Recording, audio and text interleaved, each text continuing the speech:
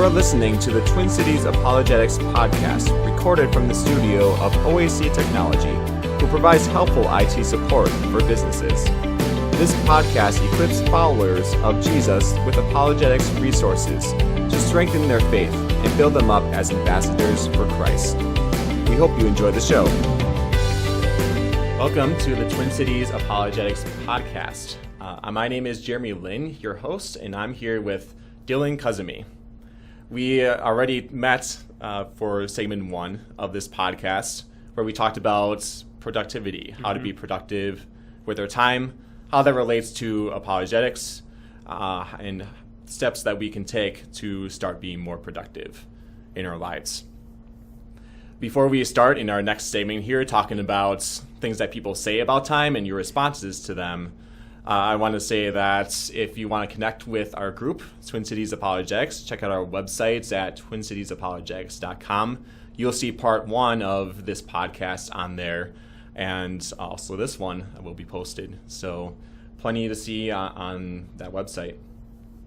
So Dillon, you are someone who works for a finance company and helps people with their money, basically organize it and use it to their fullest potential.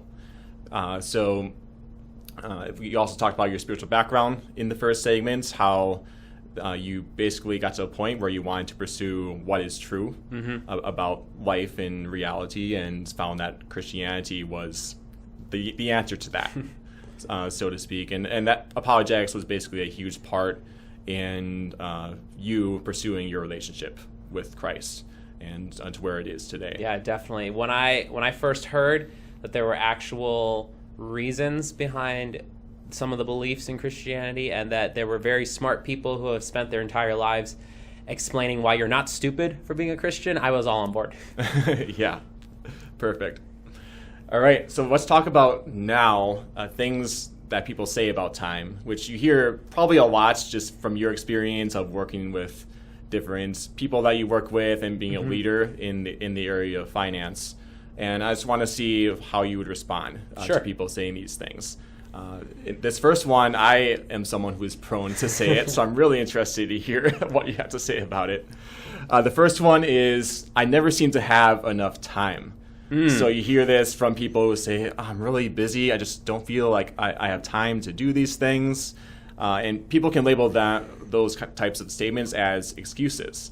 Yeah. But still, you hear it all the time from people, and probably from my mind, just thinking about, if there's all these things going on, I just feel like I never have the time for it, however I would define that.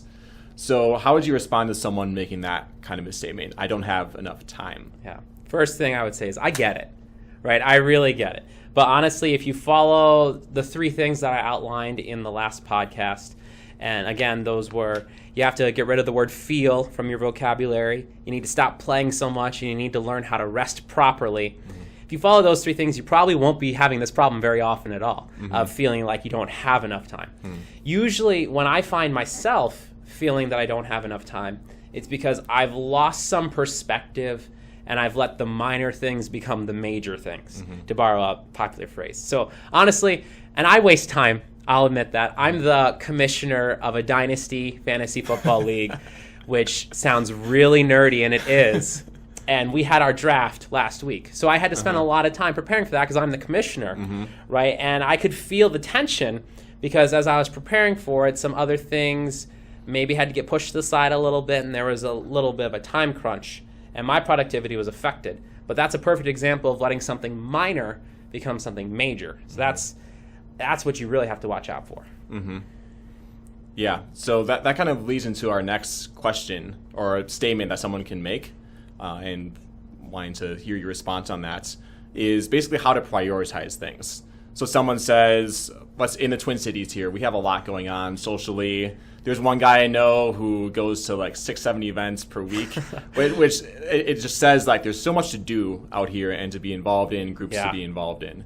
So someone might look at that and say, like, there's all this stuff I want to do to be involved in, but I don't know how to prioritize one thing over another. For me, it might be I don't know how to prioritize spending time with one group of friends over another, and then over doing something else with my life.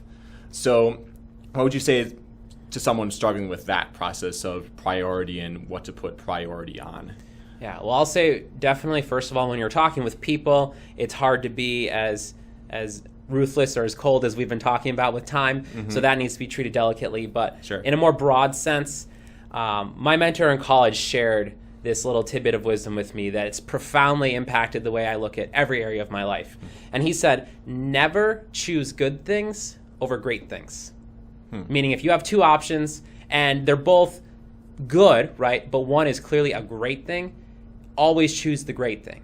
And what that looks like is different for everyone, right? You have to take a step back and sort of objectively evaluate what are the merits of these two options. And again, when you're dealing with people, it's different, right? But we're not talking about relationships necessarily. We're talking about opportunities you can pursue, right?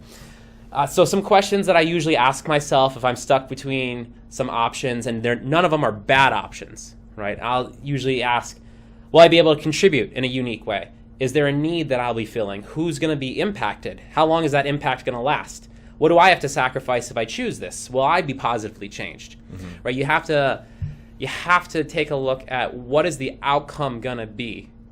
And then when you do that, it really becomes clear the good starts to separate from the great. But again, if you choose something that's good, it's not going to harm you. Right? And that's where a lot of people get stuck is we have so many good options, be they ministry options, education, work options, that there's a paralysis of analysis. But you have to, if you want to be effective and productive, you have to start whittling away some of the good in favor of the great. Yeah, that reminds me of something that a mentor that I have said recently, and I was talking about this concept of priority, and I'm struggling with what to prioritize, and he asked me or talked about that one option I have is to, let's say, give up this apologetics group and doing this podcast and things for the group.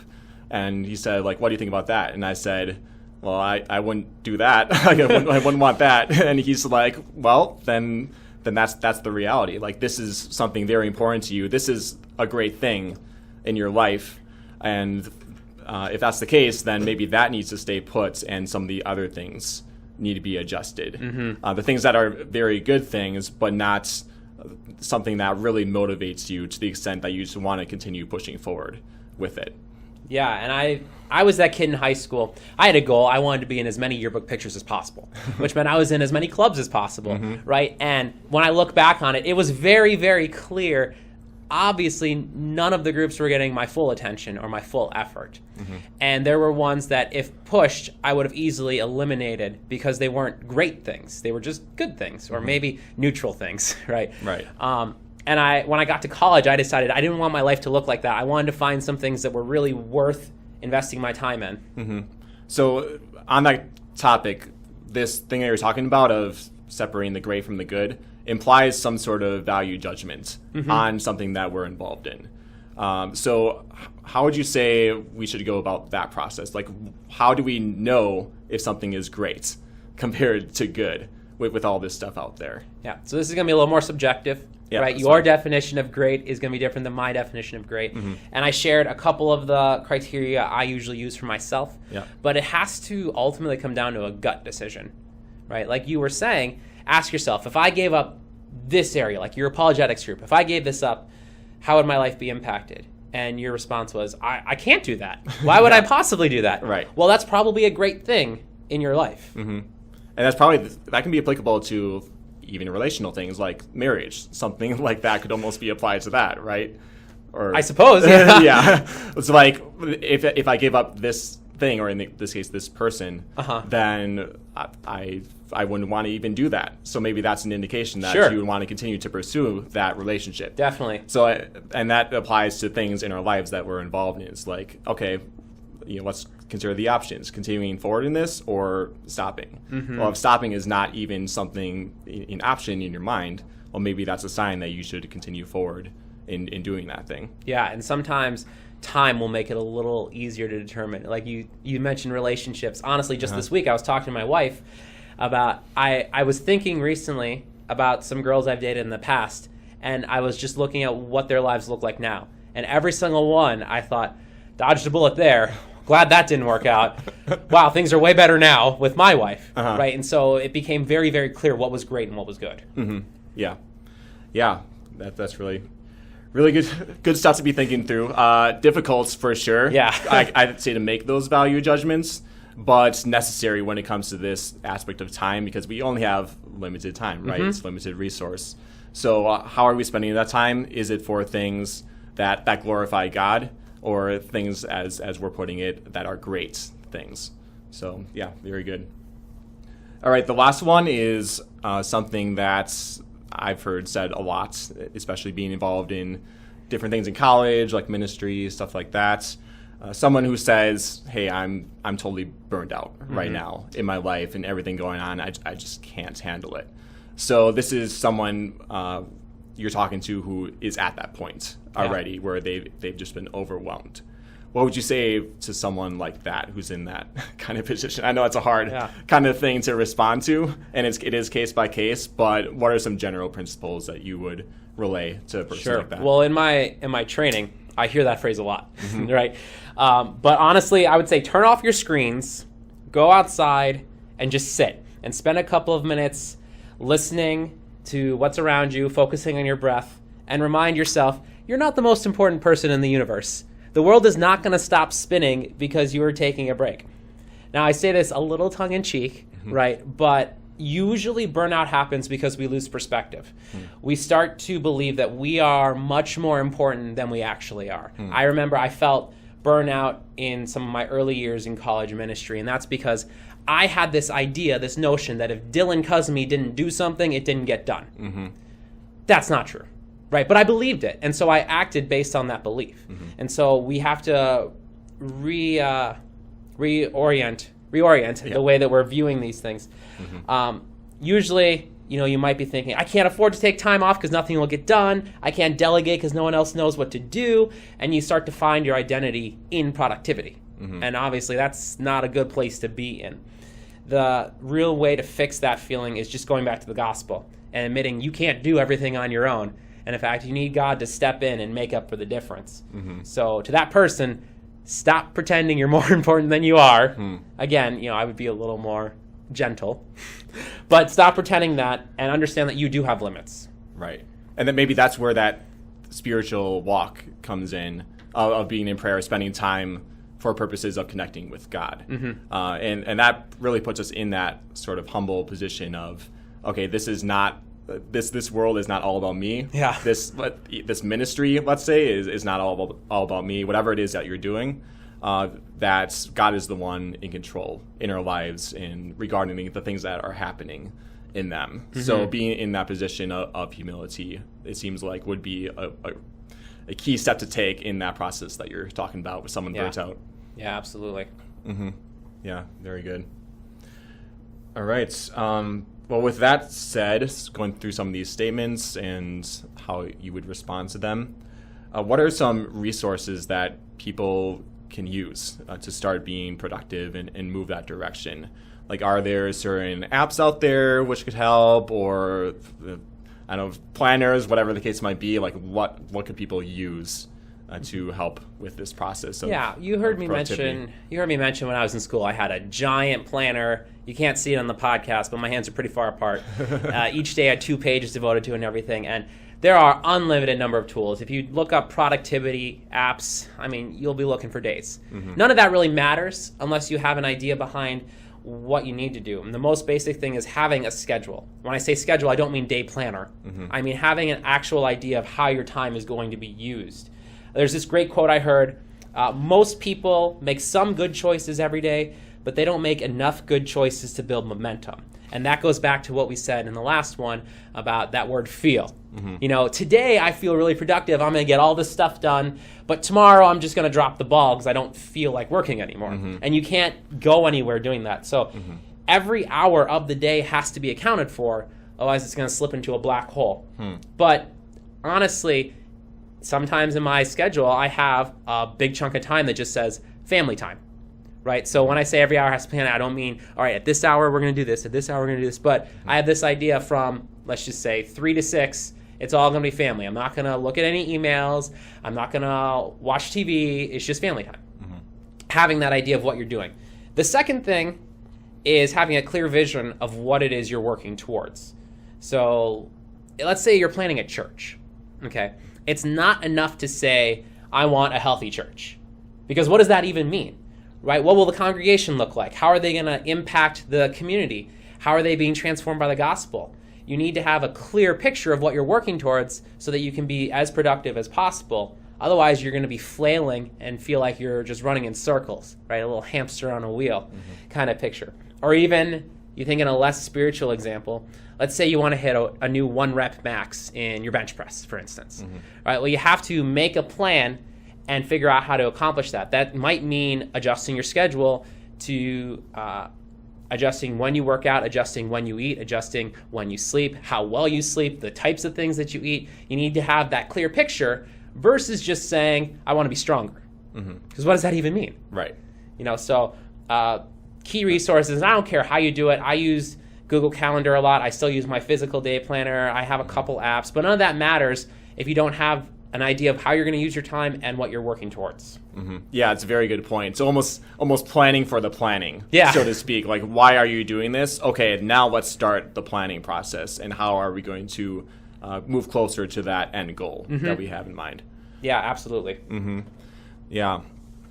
What do you say? I guess one comment I have to make too on that is once you're in that planning process already, like you have this schedule out where the time is accounted for. Well, if you have an adjustment to make, let's say you have a new goal, well, if you're in that process already, it's going to be a lot easier to make those adjustments with the time moving this to here, this to here. So that's just one observation when you were talking that process is going to be easier once you're in this groove of planning out your schedule. I have a spreadsheet on my computer. It's called Dillon's Perfect Week. And I have it, it's very beautiful. It's color-coded with every major commitment, family, work, spiritual life, volunteering, all that stuff is put in there. And I have it printed off, and I look at it every week, and I try to make my actual week mirror that as closely as possible. Most of the time it doesn't happen, but I have that base to be working off of, and I can evaluate how effective I'm being with my time. So now you know what to do. Start your Excel spreadsheet labeled blank perfect week. Yep. Well, that's a really cool tool, and that's kind of like almost an ideal kind of a standard to want to strive towards. It's not like you have to do that, but that's a tool that you can use to kind of ask that question of, okay, what is it that I want to achieve with my time? Exactly. Yeah, very cool. All right. What is a first step someone can take in this process of? This is a big first step. Okay, we can do big. Yeah, that's fine. So this is a technique I learned last year, and when I started putting it into place, it radically changed all of the things related to productivity in my life. And so it might be a little offensive. It might hurt a little bit. Okay. Right. So essentially, get a piece of paper and divide it into 3 columns. Okay. Across the 3 columns, write waste, spend, and invest. And this only works if you have a really hard, no-nonsense approach with yourself. So you got to be honest. You got to be a little introspective here. These categories are really distinct. So waste means anything that uses your time, which isn't necessary, isn't productive, or isn't good for you. It's fantasy football, right? Spend means anything that uses time that is productive, is necessary, and is good for you, but doesn't give you more time. Okay. What do you mean by I'll get to that. Okay, Don't worry. Good. Good. And invest is anything you can do that gives you more time. So waste is pretty easy. I mentioned I waste time with fantasy football, social media, maybe some shows on Netflix and whatnot. Yeah. But again, the waste can be a good thing in some sense. In some sense, absolutely. Right. But if we're all honest, we know when we're wasting our time on these things. Yep. Okay. But again, I might be using Facebook to do something productive, like schedule an appointment with a potential client because we're using Messenger to communicate or whatever. That's not a waste of time, but so that's a little different. But again, the waste column is anything that is not necessary, not productive, or not good for you. Okay, so in the spend column, that's anything that is necessary, is productive, is good for you, but doesn't give you more time. And this is a really hard concept when you first hear it.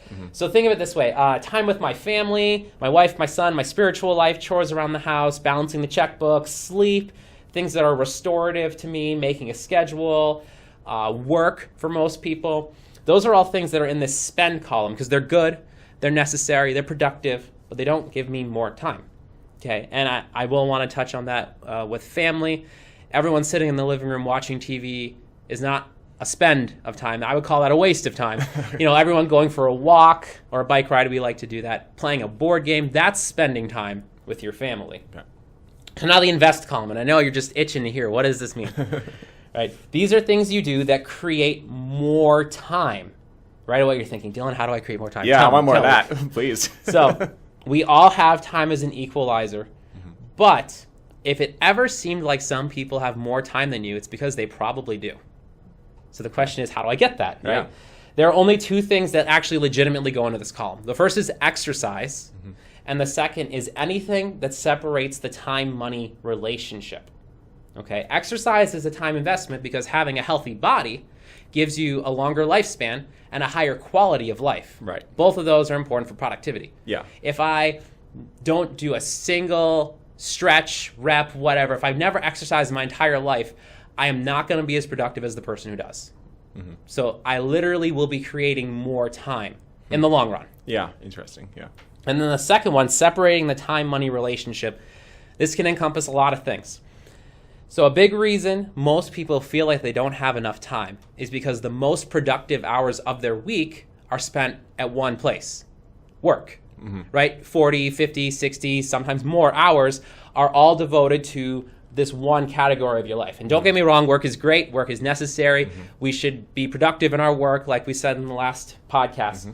But we've created this connection where a lot of us think the only way to get money is to exchange time. Right. And that's not a winning formula because there's a lot of ways to get money, not very many ways to get time. So if you want to be able to create more time in order to support your family and your church, you need to figure out how to get the money without necessarily sacrificing your time. So breaking that connection comes in a couple ways. Most obvious is starting a business. And you think, well, Dillon, that sounds like it takes a lot of time, right? In the beginning, yes, absolutely. But you think of anyone who has actually grown a successful business, now they don't have to give their time to get money. That's what they hire employees for. The employees give their time, and the business owner can have the money. Right, and we don't have to get into political about it, whether it's good or bad or whatnot, but you can see they broke that time-money connection. They no longer give their time. Another example maybe people are a little more familiar with is the idea of royalties. So if I create a work, like a play, a movie, maybe a song or a book, I do that up front. Anytime someone buys it, I get a residual check. Now I am getting money without giving time. I broke that connection. And another way is through wise financial investments. You make sound investments, and over time you learn to live off of the growth of those investments. Again, you don't have to trade your time in for the money. Hopefully that's starting to make sense, because it is a new concept for a lot of people. And from a Christian perspective, this is really, really important. Because if you don't have to devote 40, 50, or 60 hours a week to making sure your family's taken care of, you've gained a substantial amount of time for kingdom work. Okay, imagine how much of an impact you could have if you could devote literally 30 hours a week to your church for whatever causes, whatever missions they're doing, and not need a paycheck from the church. Just think about that. How helpful would that be not only for the church itself, for the current staff, lifting the burden off of them, but also the people that you're impacting. That is substantial. If 10 people at your church, for instance, could volunteer that much time every week, how much more could get done? How much more effective could the church be in reaching the community? Sure. Quite a bit, right? Yeah, a lot, yeah. Yeah, and I like to think of it because that's the vision I have for long term, is to get to this point where I've broken the connection and I can spend the most productive hours of my week doing kingdom work. That's the vision I have for my productivity. But again, work is necessary and great. I'm not telling you don't work. I'm telling you find ways to free yourself from the time-money connection so that you can make your work be things that truly matter, doing great things versus good things. Right. So on that topic, let's say someone is in a full-time position and they're like, well, I'm not in a position where I have an idea to start a new business or to do things that kind of break that money-time connection. What would you say to that person? Like, what is a step that at least that you can take even in this full-time type of situation to kind of move along that path? The most basic step is to prepare for retirement. And I'm not saying this as a solicitation or a sales pitch by any means, but here's what I mean by that. Sure. Most people think of retirement as going golfing every day, fishing every day, sitting on the rocking chair, traveling, just having a big party, right? I don't think of it that way.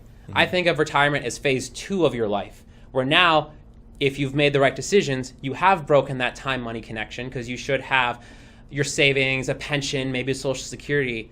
You don't have to trade your time for money anymore.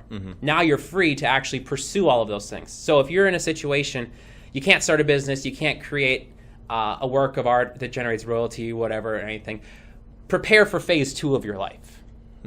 Because in phase 2, and this is something John Piper really talks about a lot, how effective can a 60-year-old who is financially independent, they can live off of their savings, how effective can they be for the gospel when they can devote 100% of their time to the mission?